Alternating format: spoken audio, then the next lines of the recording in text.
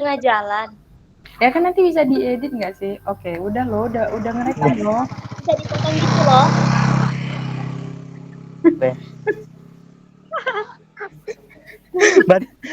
Batalin aja dulu, Tapi nggak apa-apa batalin aja kok, dulu, batalin. bisa di ini, Ted, bisa dipotong. Bisa dipotong kan? Oh ya udah, Iya. ya udah. Oke, mulai aja, mulai. Setan gitu. Ya. Assalamualaikum warahmatullahi wabarakatuh. Hai semuanya. Waalaikumsalam warahmatullahi wabarakatuh. Oke, kita Jimin kali ini akan membahas suatu materi, yaitu tentang sebelum kita ke materi, perkenalan dulu ya kali enaknya. Perkenalkan, nama gue Teddy Arianto dengan NIM 202400187. Tentu di sini gue nggak sendiri dong, walaupun gue di hutan gitu, saking semangatnya cari sinyal. Sini gue sama teman-teman gue yang pertama yaitu Mbak Nur Zakiah dengan NIM 202400246. Yang kedua dengan Mas Rio Saputra dengan NIM 202400165, dan yang ketiga Mbak Siska Dewi Nurjana dengan NIM 202400252. Yang selanjutnya itu Mbak Siti Nur Khadijah dengan NIM 202400220, dan yang selanjutnya itu Mbak Tias Marcela Noranisa dengan NIM 202400126. Yang terakhir dengan Mbak Kurota Ainin Adinda dengan NIM 202400176. Oke, di sini kita podcast demi melaksanakan tugas yaitu bank dan lembaga keuangan akan membahas materi tentang GCG atau biasa disingkat GCG atau kepanjangan dari Good Corporate Governance. Ada yang tahu nggak sih arti dari GCG itu dalam bahasa Indonesianya?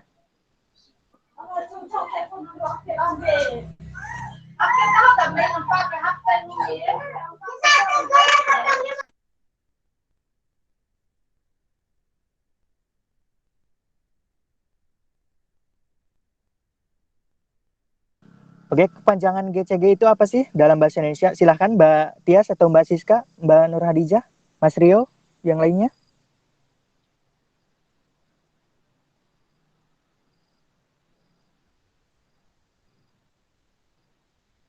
Weh, susah ya.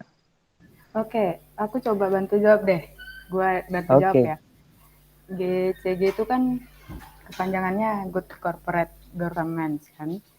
Corporate Governance kan artinya tata kelola perusahaan. Good itu artinya baik, berarti arti besarnya tata kelola perusahaan yang baik, begitu mungkin ya. Nggak tahu kalau yang lainnya, coba masukin suara kalian guys. Dari gue mungkin itu sih. Oke, ya lebih tepatnya gue juga kayak gitu sih. Soalnya ini tuh mencakup tentang penjelasan dari suatu perusahaan. Berarti arti dari GCG itu melingkupi tentang tata kelola perusahaan yang baik, betul nggak tuh? Betul nggak? Betul. Oke, langsung saja. Gue masih bingung nih soal pengertian dari GCG. Pengertian GCG tersendiri itu tuh apa? Mas Rio? GCG atau Good Corporate Governance adalah suatu praktik pengelolaan perusahaan secara amanah dan prudensial dengan mempertimbangkan keseimbangan pemenuhan kepentingan seluruh stakeholders. Oke, itu pengertiannya ya. Bagaimana salah satu cara penilaian gitu? Benar, gue tambahin ya, salah satu cara penilaian sistem kerja suatu bank adalah melakukan penilaian dari GCG tersendiri. Jadi ketika kita mau menilai suatu bank atau suatu perusahaan, kita bisa menilai dari sistem GCG ini, bagaimana tata kelolanya yang baik, sistem operasionalnya,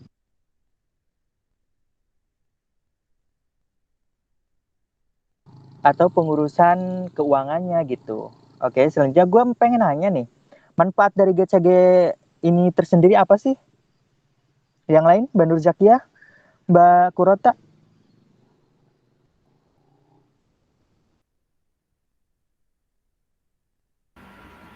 Aku bantu jawab ya.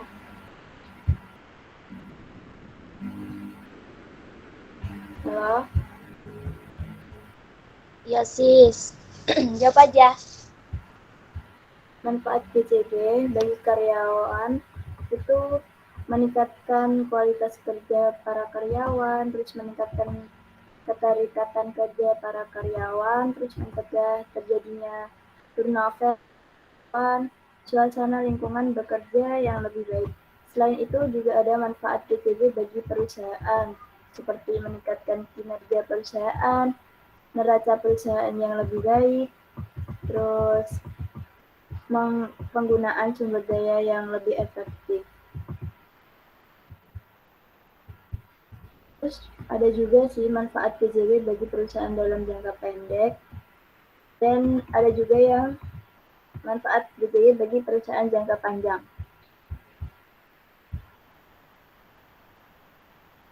Oke, ada beberapa ya.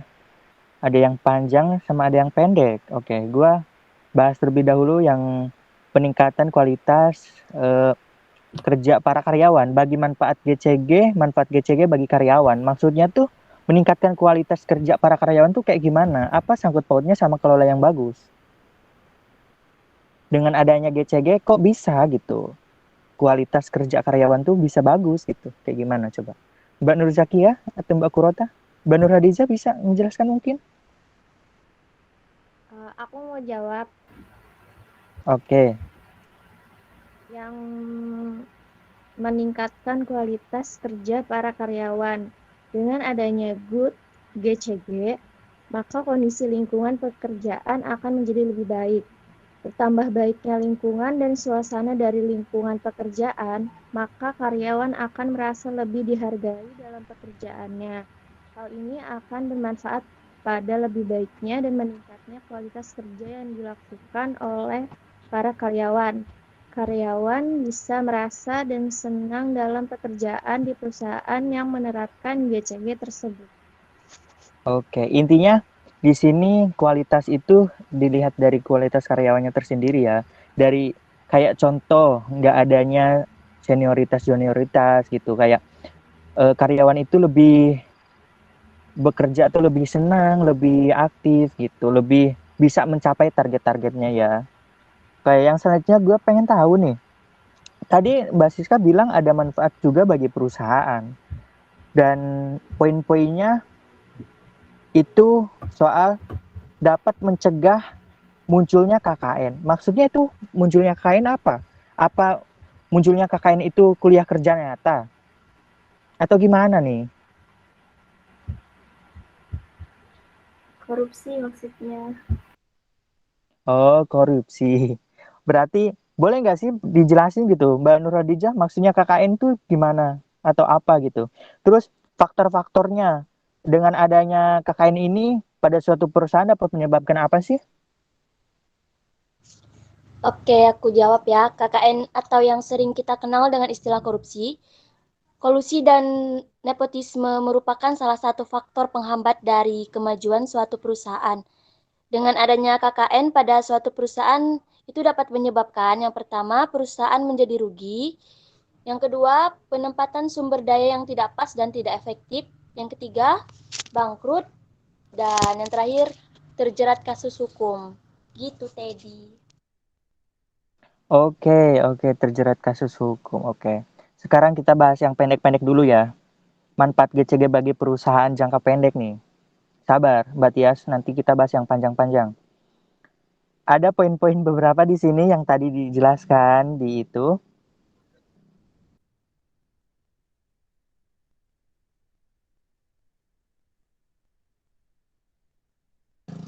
Bahwa GCG ini dalam sistem perusahaan dalam jangka pendek ini dapat meningkatkan kualitas kerja sumber daya manusia.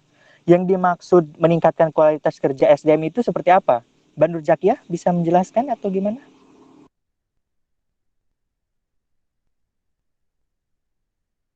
Tadi Mbak Nur Zakia? meningkatkan kualitas kerja SDM kan tadi. Iya. Kayak gimana maksudnya tuh?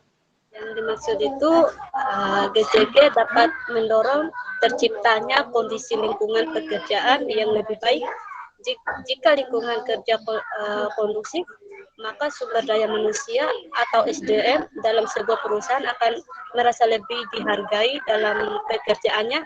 Hal ini akan berimbas pada meningkatnya kualitas kerja SDM karena merasa nyaman dalam bekerja. Oke, intinya balik lagi ya ke sistem tata kelola perusahaan tersebut. Terutama di sini kita bahas dalam perusahaan bank gitu kan, banyak tuh bank yang itu yang ada di Indonesia. Jadi sistem kelolanya seperti apa gitu. Membuat nyaman gak terhadap karyawan-karyawannya seperti itu. Oke. Nah, selanjutnya gue tanya lagi nih. Nggak ada yang mau tanya sama gue. Kok pusing gue terus yang nanya?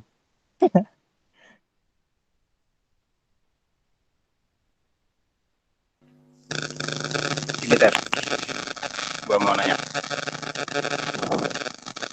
Sok, monggo.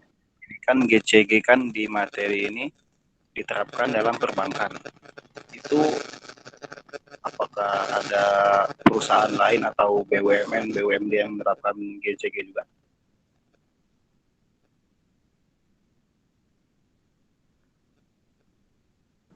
Berarti pertanyaannya masuk ke contoh perusahaan atau gimana? Ya, betul. Contoh perusahaan selain yang di perbankan. Oh, bentar. Contoh perusahaan yang sudah menerapkan sistem GCG ini, yang pertama itu contohnya PT Telkom Indonesia Tbk. Dia itu menerapkan ini sudah berkelanjutan gitu. Sudah dapat dinilai bahwa tata kelola perusahaan itu dia baik, tata kelolaan perusahaannya gitu. Karena untuk memastikan bahwa perusahaan GCG ini penting bagi mereka itu alasannya karena untuk memastikan bahwa perusahaan berjalan secara efektif dan efisien sehingga kesehatannya terjamin. Jadi kayak pengaruhnya gitu, pengaruh kayak keuntungannya terjamin gitu. Maksudnya investor-investornya lebih bisa menanam saham di mereka, di perusahaan mereka, dan lebih terpercaya karena sistem kelola mereka sudah menerapkan sistem kayak GCG ini. Terus yang kedua contohnya Bank Mandiri, Persero gitu. Bank terbesar di Indonesia dari sisi aset ini memperkuat penerapan prinsip GCG gitu. Dalam setiap bisnis proses hingga mendapatkan pengakuan dari jurnal Commerce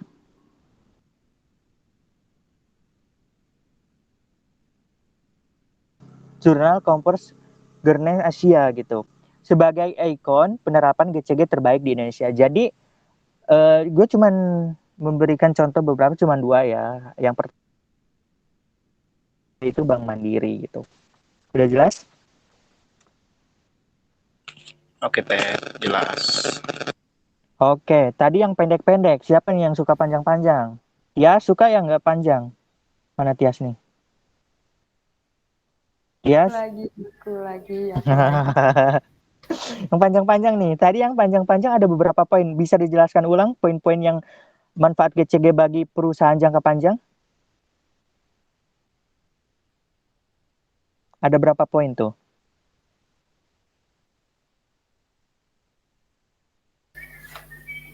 Ini disebutin aja atau dijelasin? Sebutin aja lah ya.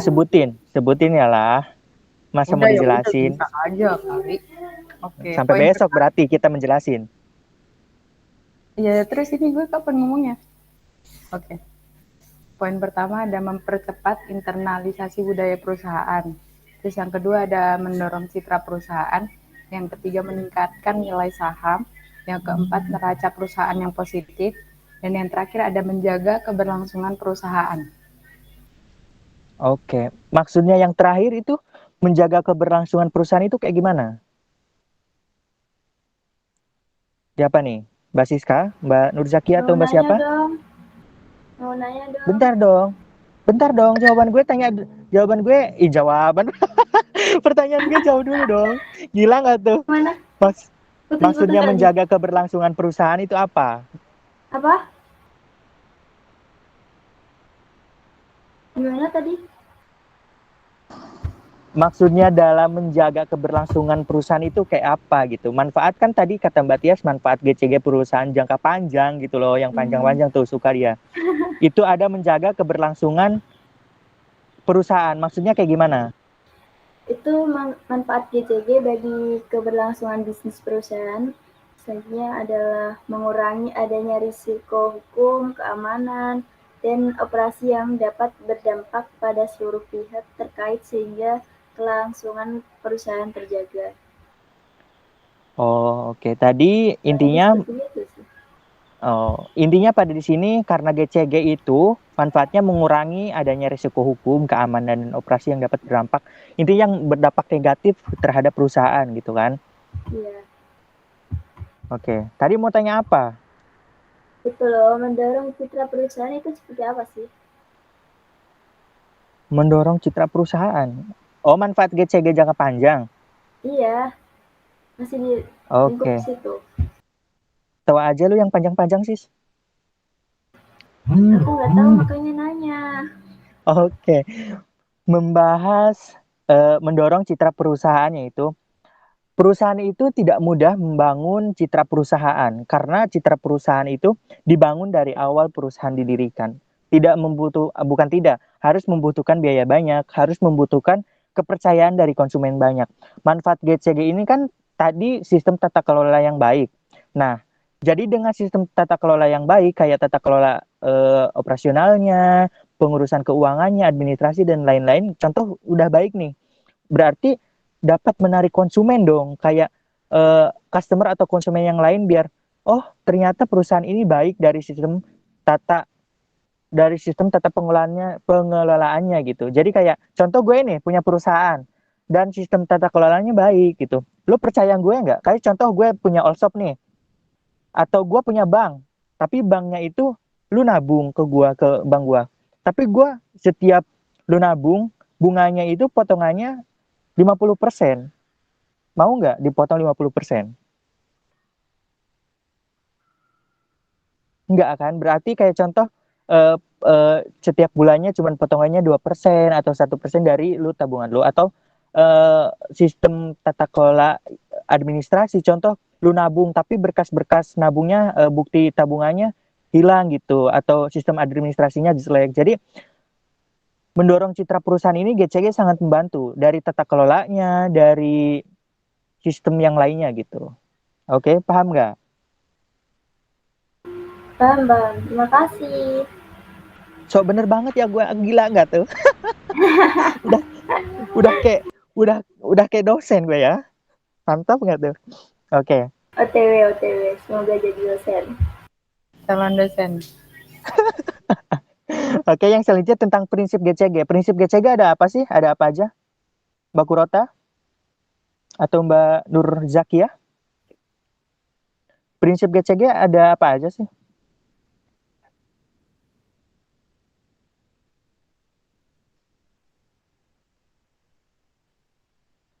Atau yang lain, Mas Rio, Mbak Tias?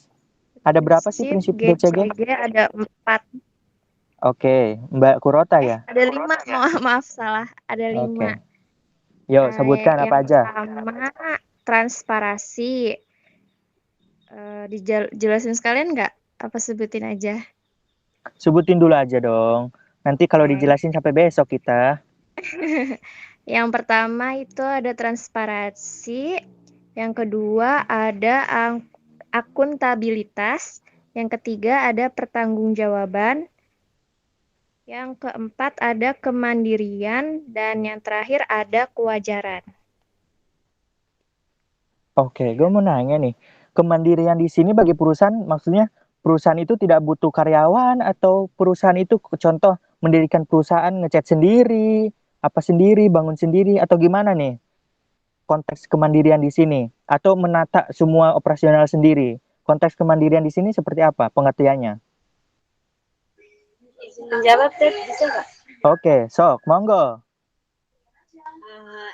Yang dimaksud dalam kemandirian di sini adalah suatu keadaan di mana perusahaan dikelola secara profesional tanpa benturan kepentingan dan atau pengaruh tekanan dari pihak maupun yang tidak sesuai dengan perundang-undangan yang berlaku dan prinsip-prinsip korporasi yang sehat. Hal-hal yang Masih ada? Sudah, Teh, sudah cukup. Oke, tadi kemandirian udah cukup jelas ya, gue denger-dengar dari Mbak Nur Zakiah. Yang pertama tuh, gue masih bingung. Soal transparansi, apa sih yang harus transparan? Atau baju pegawainya harus transparan? Atau gimana nih dalam bekerja? Mas Rio, gimana Mas Rio? Senyum-senyum. Traveling nih otak gue lama-lama. Mic-nya dong, mic-nya dibuka Mas Rio, mic-nya.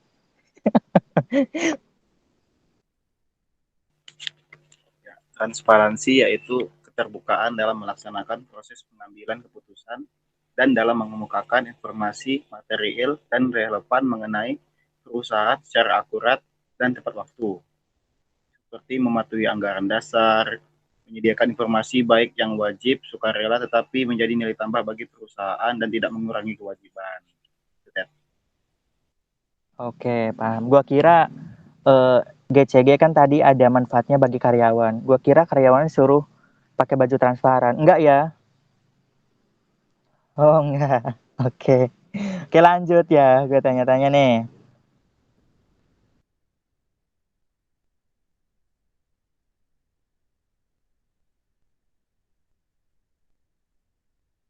Oke. Tentang self assessment bagi bank umum. Yang dimaksud self assessment bagi bank umum itu kayak gimana gitu? Ada yang bisa menjelaskan, Mbak Tias, Mbak Kurota?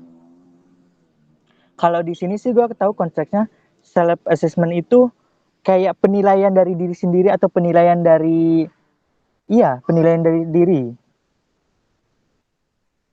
Kayak gimana tuh maksudnya? Penilaian sendiri tentang bank umum. Kayak gimana tuh maksudnya? Coba Mbak Kurota, Mbak Tias, Mbak Siska atau Mbak Nurjak ya? Oke, gue bantu jawab deh. Oke. Menurut gue tuh self assessment bank umum itu bank wajib melakukan penilaian sendiri atau self assessment atas tingkat kesehatan bank dengan menggunakan pendekatan risiko atau RBBR baik secara individual maupun secara konsolidasi.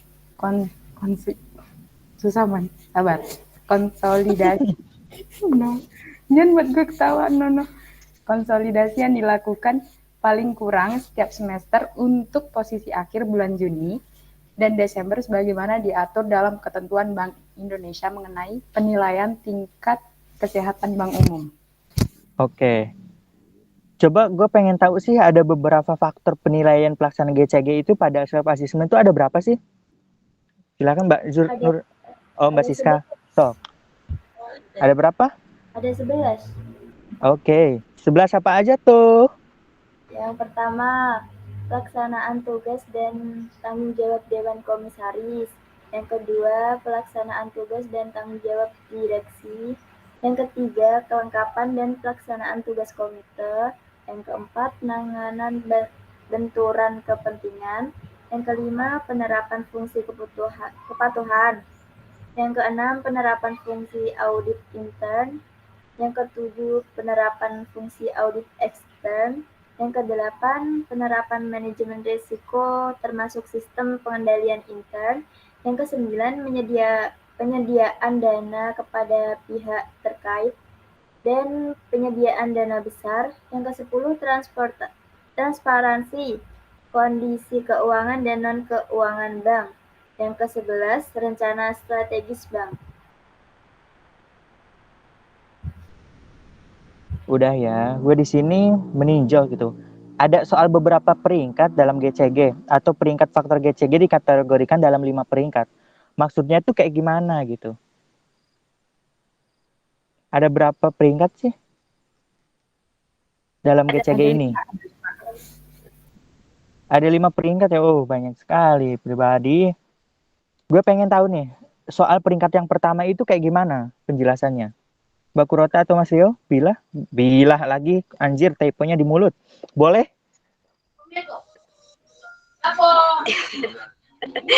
Mbak Nur Zakia? Oke. Peringkat yang pertama tuh, peringkat yang pertama, kayak gimana maksudnya? Yang pertama itu mencerminkan manajemen bank telah melakukan penerapan GCG yang secara umum sangat baik. Hal ini tercermin dari pemenuhan yang sangat memadai atas prinsip-prinsip GCG. Apabila terdapat kelemahan dalam menerapkan prinsip, maka secara umum kelemahan tersebut tidak signifikan dan dapat segera dilakukan perbaikan oleh manajemen bank. Mungkin itu saja. Oke, itu tadi peringkat yang pertama mungkin sudah mencakup ya. Ini self assessment bank umum gitu. Yang selanjutnya gue pengen tahu GCG pada bank umum syariah itu kayak gimana gitu. Pada bank syariah.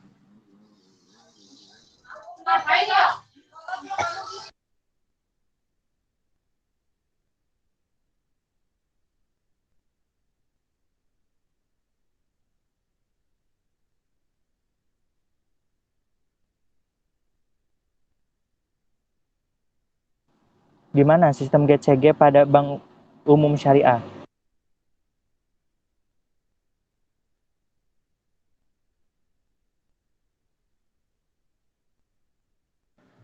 Mbak Nur Zakiyah lagi jawab, mikrofonnya dong. Mikrofonnya dong dihidupin. Susah ya serba online. Aku di mana, kamu di mana? Aduh, online. Sakitnya tapi kerasa. Iya loh, mana on cam-nya susah. Makanya Teddy bilang ke rektornya suruh cepat offline. Ini kan jam 1 juga, jadi aku pengen Ya semua Semoga mahasiswa November juga offline. semua mahasiswa kepengennya offline ya. Siapa sih yang enggak? Tapi gue pengennya kuliah offline, ujian online sih. Kayaknya gue dukung itu. Soalnya buat nyontek. Oke. Wis itu ayo dong, jangan buka kartu. Oke, yang tadi GCG pada bank umum syariah itu maksudnya gimana? Itu mungkin si Kuratu mau jawab deh. Kurota, Mbak Kurota gimana?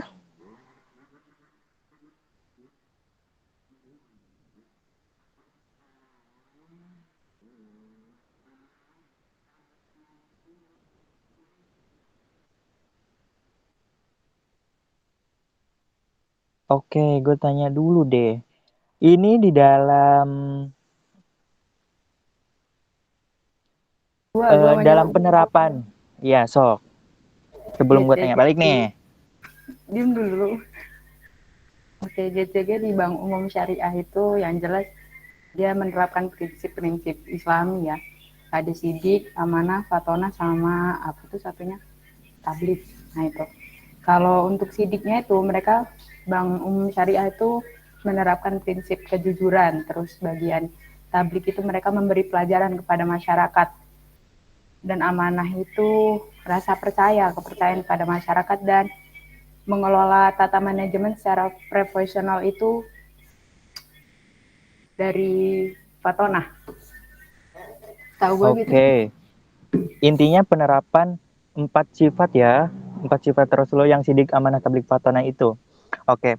Di bidang umum syariah ini penerapan GCG-nya itu dapat dilakukan dengan beberapa tindakan sih. Mas Rio atau Mbak Kurota? Ada beberapa tindakan sih? 5 tindakan. Ada 5. Oke. Iya. Apa aja tuh? Yang pertama itu membuat visi, misi, dan corporate values untuk memenuhi prinsip GCG. Yang kedua, penyusunan struktur good corporate apa sih ini? Struktur Susah good ya? corporate governance secara efektif. Yang ketiga, membuat corporate value menurut prinsip syariah. Yang keempat, membuat ketentuan tentang mekanisme public disclosures yang efektif. Yang terakhir, menyempurnakan semua kebijakan bank syariah. Oke. Itu ya yang tindakan yang dapat dilakukan. Oh iya, ada Mbak Dija udah kembali. Alhamdulillah, ternyata Mbak Dija udah kembali ya. Kembali mukanya langsung nge-freeze, man. Oh my god. Oke. Lanjut aja kali ya. Kita ke tadi GCG di bank GCG di bank lagi. GCG pada Iya benar, pada bank umum syariah. Sekarang GCG penerapan GCG pada unit syariah. Maksudnya kayak gimana? Unit usaha syariah itu maksudnya gimana sih? Dapat menjelaskan siapa nih?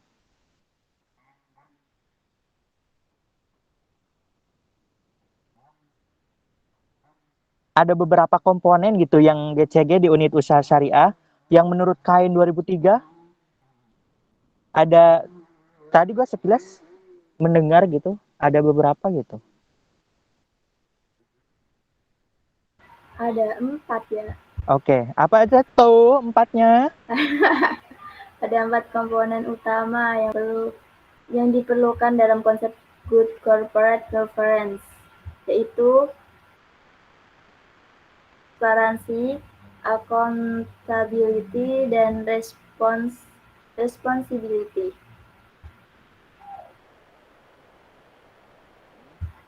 Itu 3 everyone. 3 apa 4 itu? 4. Fairness yang pertama, yang kedua transparansi, yang ketiga accountability, dan yang keempat responsibility. Oke, mungkin iya toh, iya bener, nggak usah ngegas toh, sabar dong.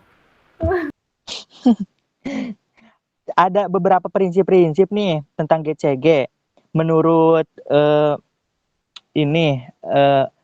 GCG di unit usaha syariah ini ada beberapa prinsip nih. Ada berapa prinsip sih? Ada Yang 5. menurut sok apa aja?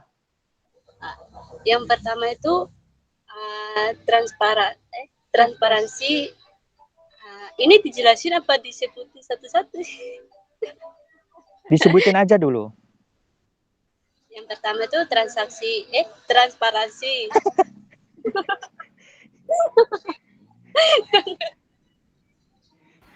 Tipo.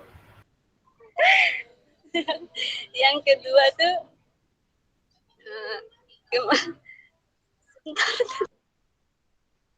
Yang benar dong, Mbak Nur. Apa grogi diliatin Mas Rio?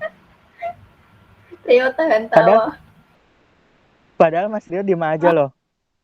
Bangke lo tadi. Astagfirullahaladzim, gak boleh gitu, Ukti. Ini aku jelasin. Oke, lanjut. Sebutin aja dulu. Yang pertama itu transparansi, yang kedua kemandirian, yang ketiga akuntabilitas, yang keempat pertanggungjawaban, dan yang terakhir itu kewajaran. Oke, kayak gitu ya. Gue ingin menambahkan dengan diterapkannya pada GCG pada unit usaha syariah ini, pemerintah ataupun bank, gue tambahin ya, pemerintah ataupun Bank Indonesia diharapkan akan tercipta iklim usaha yang kondusif, sehat, efisien, dan transparan gitu. Jadi pada dasarnya GCG ini diterapkan di unit usaha syariah ini, yaitu yang pertama dengan tujuan awal yaitu bisa membangun tata kelola usaha atau perbankan atau usaha unit syariah ini yang baik gitu, yang sehat, kondusif, efisien gitu. Oke, yang selanjutnya kemungkinan banyak banget ya gue ngomong dari tadi. Apa ada yang bisa menyimpulkan gitu dari perbincangan gue tadi? Emang udah 40 menit. Lu main simpel-simpel aja lu, dasar. Emang mau lama-lama ketemu gue nya? Aduh. Kan ininya 40 menit nggak sih? Ya, itu harus 40 menit. Belum kali 40 menit. Emang udah enggak? Menit sih? Oh, udah berapa menit? Tadi mulainya dari jam berapa? Gue lupa deh. Kayaknya belum ada kalau 40 menit. Gue kayak itu ya, kayak background padahal ini asli doh. Bukan background. Gue tadi please. Gue udah gatel-gatel dari tadi, banyak nyamuk, koy. Cosplay nih gue. Udah. Kesimpulan dulu dong, Mbak Nur Hadijah, welcome back to my channel. Mbak Nur Hadijah, Silahkan Anda bisa menyimpulkan baru masuk. Mungkin bisa menyimpulkan Mbak Siti Nur Khadijah.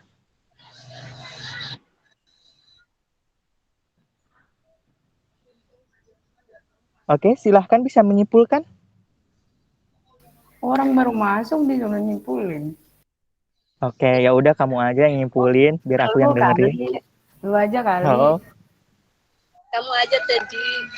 Tuh, Kia satu suara, satu hati, satu bokong sama aku.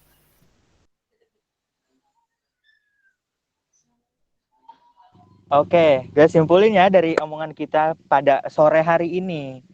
Oke, yang pertama itu GCG itu kan tadi sistem tata kelola yang baik perusahaan itu yang baik kan. Sistem kelola tata perusahaan yang baik gitu. Intinya GCG ini diperlukan dalam suatu perusahaan biar terutama bank kita kan di sini konteksnya menyenggol ke bank gitu, membahas usaha bank gitu. Jadi sistem tata kelola ini dibutuhkan oleh suatu perusahaan, suatu bank atau pergerakan usaha di bidang yang lainnya gitu. Karena semakin baik tata kelolanya, maka orang lain tuh atau investor-investor yang lain tuh akan lebih percaya ke kita gitu. Kayak karena GCG ini merupakan suatu praktik gitu pengelolaan perusahaan secara amanah gitu dan prudensial dengan mempertimbangkan keseimbangan, pemenuhan kepentingan seluruh stakeholders. Karena konsep ini menekankan pada dua hal, yaitu yang pertama pentingnya hak pemegang saham untuk memperoleh informasi dengan benar dan tepat.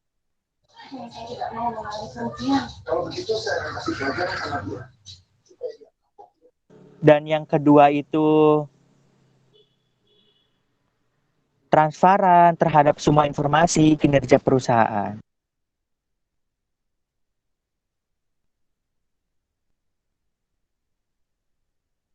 Oke, pada dasarnya ini GCG ini sangat dibutuhkan gitu pada suatu perusahaan karena ditinjau dari tadi yang dijelaskan di perbankan unit syariah gitu, menerapkan kayak sidik amanah, tabligh fatona, transparansi dan lain-lain. Oke, mungkin kesimpulannya kayak gitu dari gua. Ada yang menambahkan atau sudah cukup gitu?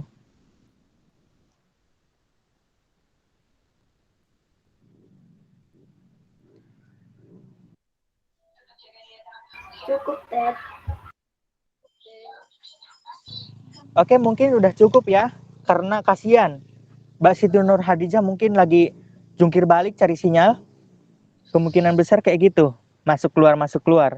Untung masuk keluar nggak keluar. Apaan tuh? Sinyal maksudnya gimit ini. Gimitnya maksudnya. Oke. Mungkin sekian pertemuan kali ini. Sekian tuh. Resmi banget gua ngomongnya. Mungkin cukup sampai di sini ya pertemuan kali ini. Takut ada yang belum mandi gitu. Yang belum mandi, yang belum makan. Mungkin gimmick kali ini kita ngobrol-ngobrol santai lah. Membahas tentang bank dan lembaga keuangan di sistem GCG perusahaan. Asik banget tuh sambil minum tuh. Oke. Oke, mungkin cukup sekian dari gua. Ada yang mau ditambahkan dari kalian? Atau kesan-pesan gitu? Kesan-pesan nanti ketemu gua gitu. Atau kapan? Atau udah cukup nih? Nggak berharap ketemu sih. Astagfirullahaladzim, nggak boleh gitu ya. Oke, mungkin dari gua segini dulu. Mungkin cukup sekian dari gua, dari kita. Terima kasih untuk pertemuan hari ini. Wassalamualaikum warahmatullahi wabarakatuh. Waalaikumsalam warahmatullahi wabarakatuh. See you next time.